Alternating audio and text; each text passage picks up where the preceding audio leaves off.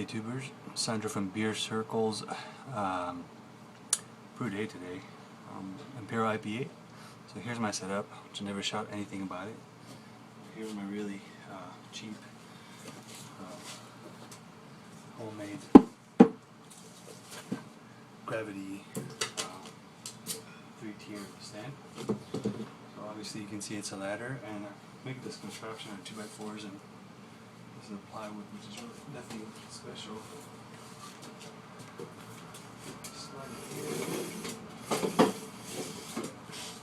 And these two pieces here allow this shop to be very strong. I mean, I'm over 200 pounds. This thing is not falling anywhere. So here's the mash tun position. It's insulated. I got my brew kettle.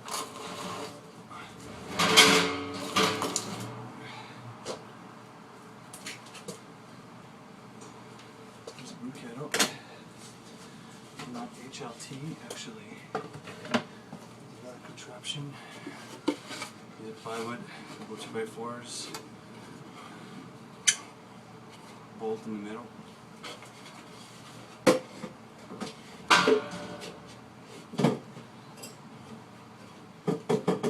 Cannot fall. And there's my tier system. Gravity fed. And that's how I do it. I don't know if you can get the full shot of everything. Pretty much. That's how I do it. I got one burner for now. Eventually one day I'll have a burner for my hot liquor tank. Right now I'll just take that one inside, put it on the stovetop for my sparge water. Just thought I'd share this. Not really the person who invented it, but I definitely made my own interpretation of it. Hope you enjoyed. Following it up with the rest of the brew day. See you in a bit. Okay, I'm back. So, heating up the sparge water, strike water. And this is how I do it. Many people use the same system, but I have a digital thermometer with a probe. I'm going in my kettle. It's kind of hard to film, but anyway, this is my boil kettle that I'm using because my mash tun, since I insulated it, I noticed that flames don't do really good to this material. I forgot what this is called. It's peel and stick. It's like a piping insulation. All the way to the lid. There's a double layer on the lid, obviously. The reason why I did that, not obviously, but the reason why I did that is because the heat escapes from the heat rises, right? So my theory is if I put a double layer at least on the top of the mash tun, I have a better chance to retain as much heat possible. That's just a theory. I thought it made sense to me. I think I have one layer. No, actually I have 2 layers everywhere. I have 2 layers here as well. And I use like this metal tape, you know, to make the seams. And you know, obviously, it suffered some abuse, but it works pretty darn good. That was my first brew in a bag. 1 pot. I got the burner that you see here on this old stump, and that pot for $10 on Craigslist. It doesn't get better than that. And as I moved on to all grain, you know, moved on to a different system. Like I said, I only have 1 burner right now, so I am going to transfer everything to the mash tun via the brew kettle, because I could put some heat on that mash tun, but I'm gonna have to get like an induction burner for it, so I don't have any melting problems with the flames of propane gasoline. I mean, the dream is to have an electric brewery one day, but I don't think that's going to happen anytime soon. I'm very happy with this system. So anyway, I'm getting to sparge temperature, 133 degrees Fahrenheit, and the strike temperature is 163 to get equalized to 150 for this double IPA that I'm doing, called the MELODIE Nelson, which is a Nelson hopped Imperial IPA. I think I'm tweaking a little bit. This is more like a regular IPA, but I think I'm gonna boost it up a little bit to a double IPA, which it was the original recipe.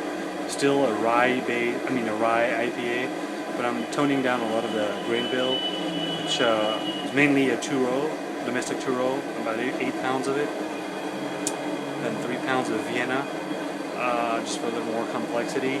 I could have gotten Maris Otter, but I went with Vienna. I don't know. I always like the profile. Then there's a hint of honey malt, a Gambrinus honey malt, and a what else? Belgium aromatic, and malted rye, which is pretty important in this grain bill. I decreased a little bit some ingredients and increase other ones because I'm tweaking this recipe. It's the third time I brewed this. I guess second time, but it's drifting from a recipe that I prior did, and so it really is the third time that I'm doing this. So I'm excited. Changing the hops. There's going to be some Amarillo, some Citra, Polo, Nelson Sauvin. I got a couple other New Zealand hops in my freezer, but I'm going to stick to these. I think sometimes things get a little too confused if you try to add too many ingredients. This is pretty complex already for the grain bill and for the hops. You got like four different hops and like 4 or 5. Also, there's a pound of dextrose that goes on this. I got a 1 pound of corn sugar, aka dextrose, organic. Since I'm putting so much into it, it's not like a priming. It's not a priming thing that I'm doing. It's actually a pound in the whole process. I figured organic, since corn is always one of those crop, at least here in the North American continent, is very difficult to know exactly what the producers of corn are doing with the DNA of the actual breeds of corn that we're growing here in the U.S. So I went for organic. I'm hoping to take less chance to get weird stuff, in the beer.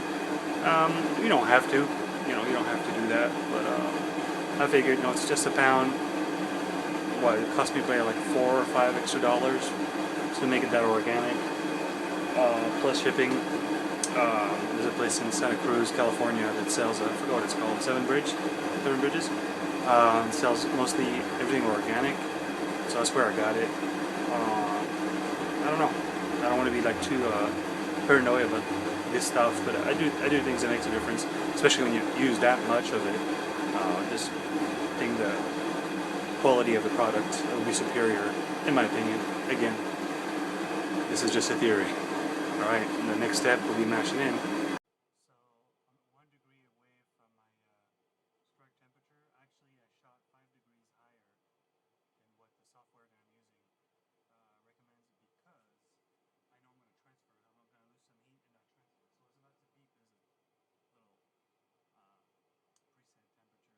It's about to reach. Actually, I turned it off, so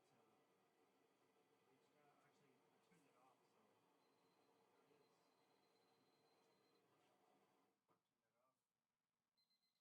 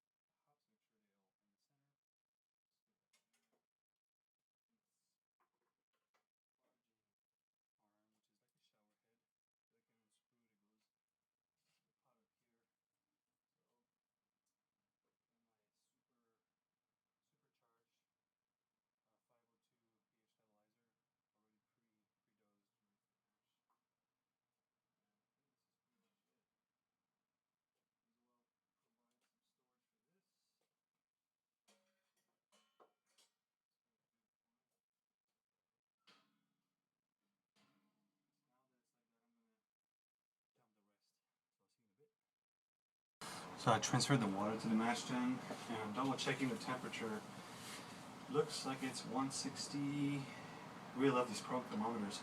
163. That was the target, and stopped at 163 right now. Probably going to be a few degrees above. I think it's a good time to mash in. 164. 5. Okay, that's pretty good. So let's do in. I don't know how many pounds is probably like 15 pounds. I'm at 165, so it's really not that bad. Since I take the upper pot to put inside to heat up my sparge water, I have an extra shelf, which is very handy. And this lid has a hole for the probe. Works really well.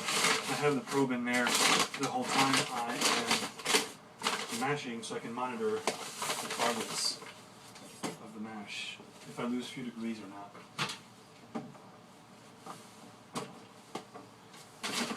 That's really 1 minute operation.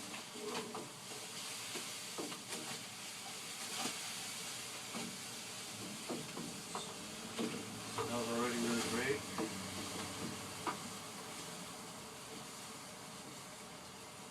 Stirring it up, avoiding dough balls.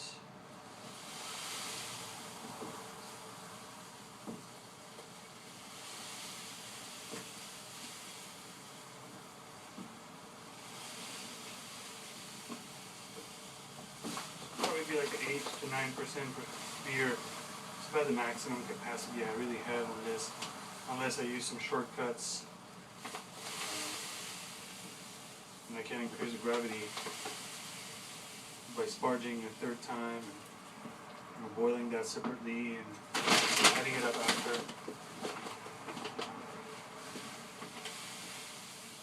Which is a technique that I've learned from Dono, if you guys are familiar. Got a YouTube channel and homebrewing blog. Just posted a video on his late edition whole grain. I used that technique before. It's really, really, really helpful if you have a limited mash tun like I do. I think this one is 9 gallons. It used to be a turkey fryer / steamer for clam bake and other Cajun recipes. There it is. And step stool is not really extremely stable. I'm doing pretty good here. Probably my favorite part of the whole process. Most active, which makes me want to get into decoction mashing and getting to some interesting lagers. I haven't brewed much. I brewed a California Common kind of ale, pale ale, which was great. Allowed me to ferment at upper 50s, lower 60s. But I've never done a real lager because I don't have a fermentation chamber or cool enough environment here in LA where I live. Although today's a gloomy day, so it's a perfect day. It's not really hot. Okay, I think we're all set here. Just gonna put the lid with the probe.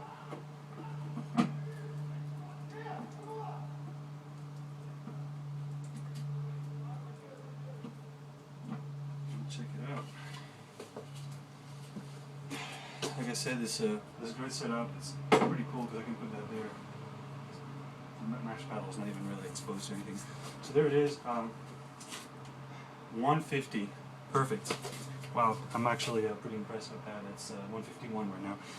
That rarely happens. But the brew setup that I have, believe it or not, is extremely cheap to build. The ladder already had.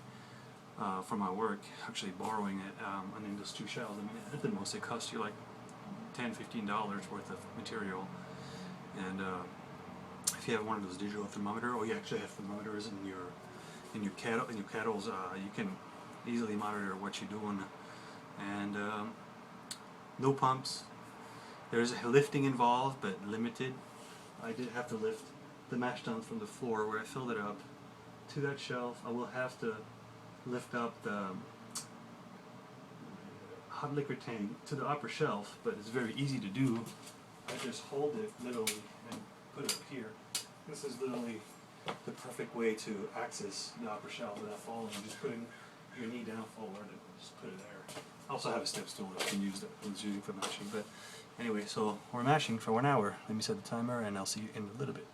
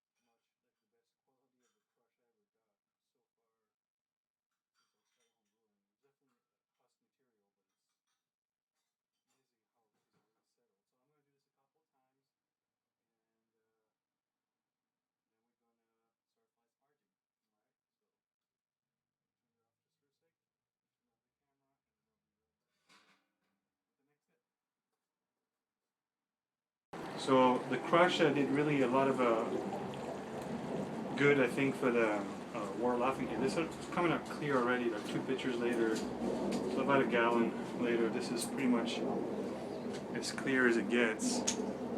It's hard to see the colors, beautiful amber colors. Definitely darker for an IPA, but that's the way I like it. And here's a little technique that I do when I whirl off or recirculate, is I just use my spoon. I know people have fancy system to not let the words that you recirculate to the mash tun create a channel all the way down to the grain bed. But you know, people use tinfoil, perforated. People have fancy, like, you know, systems. I don't even know the names, but this is my fancy system. Just I use my spoon and just like that. It kind of diffuses a little bit the stream of the words and allow it not to disturb the grain of bed that just settled in as I was laughing. I'm recirculating. I'm sparging here. So here's my setup. I got my sparge arm with my hot liquor tank, and I'm filming, sweetie. Sorry, that's my daughter assisting. Away from the hot liquid, please. And so I'm just controlling the flow here. I'm not really doing a super good job, but I have like this little shower head. It's adjustable. There it is. Just a better flow, so I can control better what I'm doing. So I'm going to close a little bit here. There it goes. Okay, cool. And then, so I'm collecting my worts. It's a beautiful, like, amber color. I'm aware that this is not really a regular type of IPA. The reason is I use honey malts and Belgian aromatic. I don't like to use like carapils or any other, you know, caramel malts too much. For color, I liked a little bit of the kind of like messing up here. Just kind of like showing you like my screw up here. I'm just gonna make sure everything is soaked in there. So I like to use honey malts and Belgian aromatic, just instead of I forgot what I used to use, like Carapels I think, or 40 Lovey Bond, I forgot what it was, but anyway, doesn't matter. What I'm trying to say is the color is also imparted by the grains that I use, obviously, but I like that the honey malt gives it a nice sweet honey, kind of caramel, like flavor without being caramelly, if that makes sense. So that's just what I do. Okay, we're looking better here. There's a little bit of water above the grain bed. So anyway, that's enough. And there's my daughter checking out the whole thing. So a little while has gone by since the last shot. The kettle is full. It's trickling down pretty much. I got all that I needed to get. I haven't checked the gravity yet. I'm going to do that real quickly. But started to boil. And got my hop additions ready. My 60 minutes Apollo ounce. That's my 20 minutes World Flock tablets and some yeast nutrients. Here's 1 ounce of Citra at 10 minutes. 2 ounces of Nelson Sauvin, 1 ounce of Amarillo at 5 minutes, and another ounce of Apollo at 1 minute, or flame out I should say. Having a little party here on Cinco de Mayo with yeast starter has been going crazy. It's been leaking all over the place. I messed up. I messed up my my calculations, and I ended up with too much of a high gravity starter. So I had to dump some, add some water, diluted it. I still ended up with almost like 2 liters of a starter. It was way too much for this flask, because it just spilled everywhere as it fermented actively. This was pitched last night. So I'm going on the lower type of hours for a starter, probably 18 hours before pitch, but I know that's okay. I don't want to go too much under that, I believe, from what I know. A whole 24 hours probably recommended, but this is almost all fermented. The croisening action that's spilled all over here is mostly done. Little buggies all over the place, but tighten that up over there. So anyway, still going at it. Hop additions, and we'll cool that off and pitch this at 1056 Y East California Ale bad boy in that thing. We'll see what happens. So anyway, started to boil here. I'm just going to pre-boil gravity rating. It's 15 bricks.